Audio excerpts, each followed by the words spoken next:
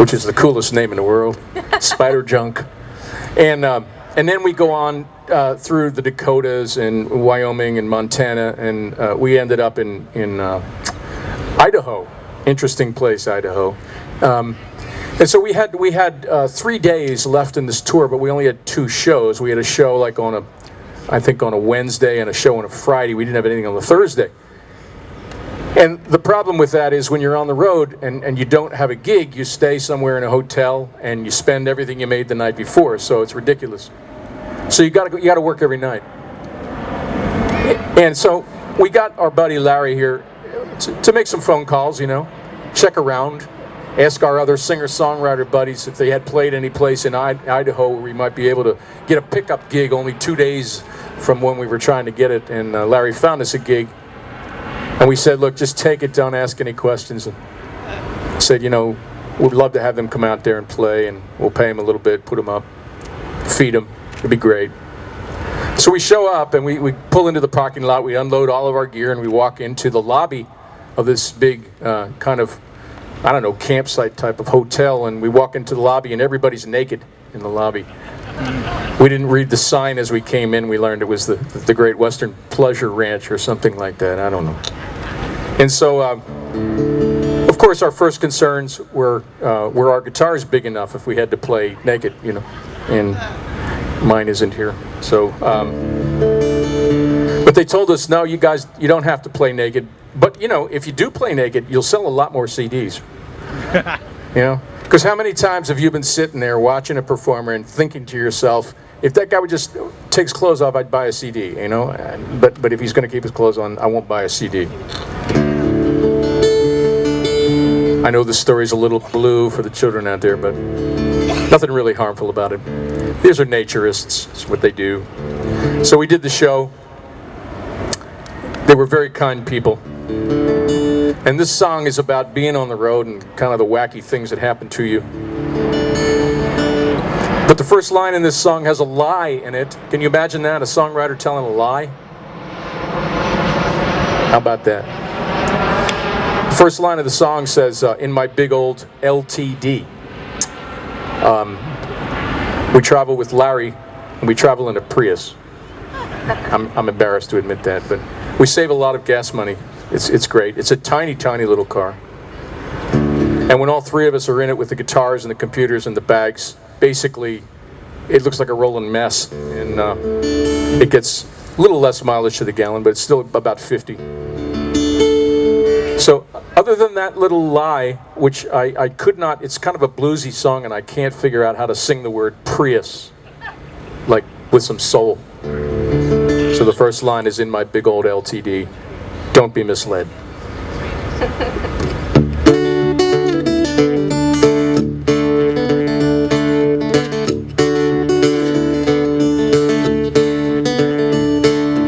In my big old LTD,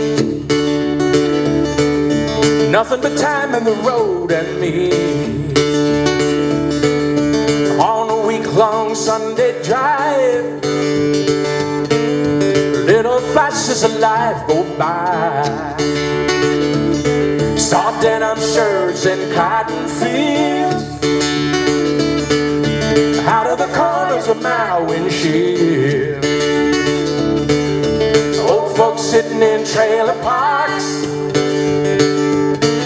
with pink flamingos in their front yard, watching life with the sound turned down. Whoa, you know, this must be how the angels see when they look at you and me, watching life with the sound turned down.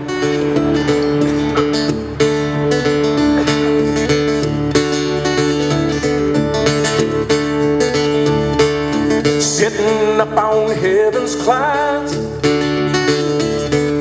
they ought to be laughing and crying out loud,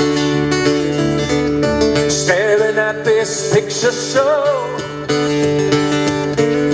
little movies of us below. Well, can't they see us through the night? as we dance in the kitchen light, in the silence as we sway, the rest of the world just goes away. Watching life with the sound turned down. Whoa, you know this must be how the angels see when they look at you and me. Watching life with the sound turned down.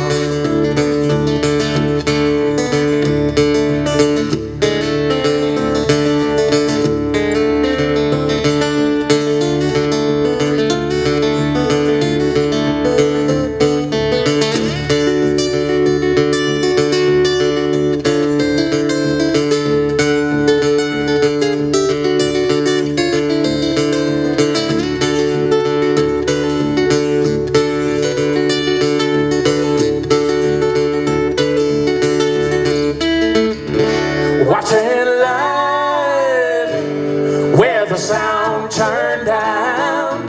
Whoa, you know this must be how the angels see when they look at you and me. Watching life with the sound turned down. With the sound turned down. With the sound turned down.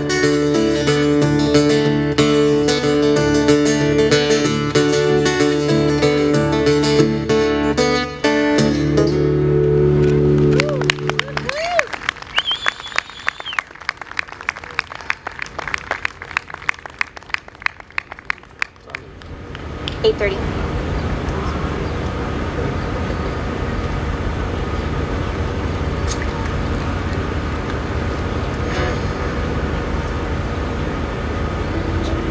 This is a song about an old house.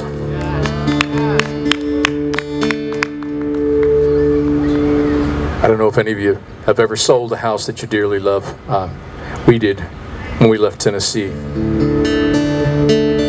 The last night I was in the house, I was there alone, and I slept on a little piece of foam. I didn't really sleep. I just laid there in the dark with a candle and my guitar and a notepad and wrote some things down, and all night long the house was creaking and groaning and making all these really strange sounds because all of the furniture and the boxes and the weight, although the life was off of it, and it was talking to me in the dark. And this is a song about a talking house.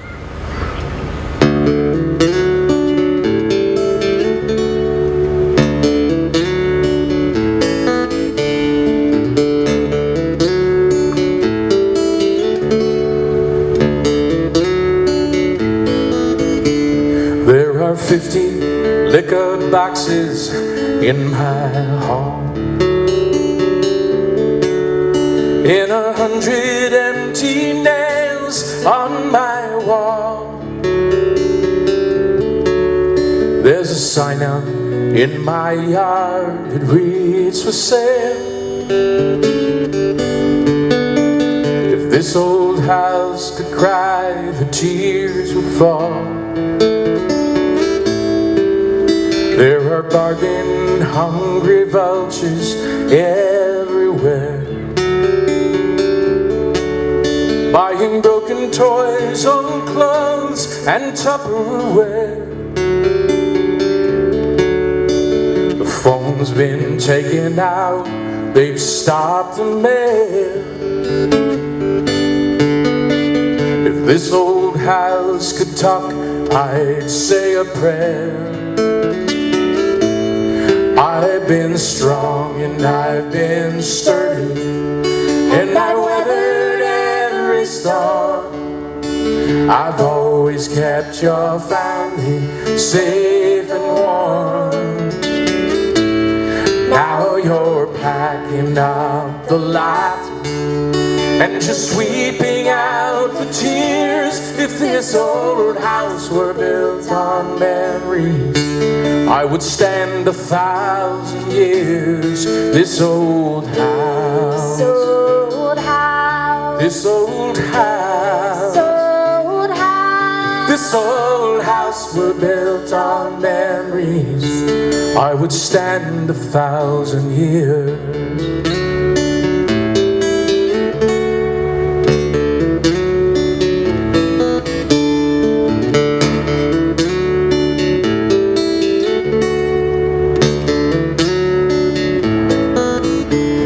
Take another look before you lock my door. Where your shoes have worn the finish from my floor. Listen to my banging pipes, my creaking stair. Let your boy slide down my banister once more. I'll remember where you hid the extra key, where the hammer and the band-aids used to be. I will smell your morning coffee in the air, and I'll see you hanging tinsel on the tree. I've been strong and I've been sturdy, and I've weathered every storm. I've always kept your family safe and warm.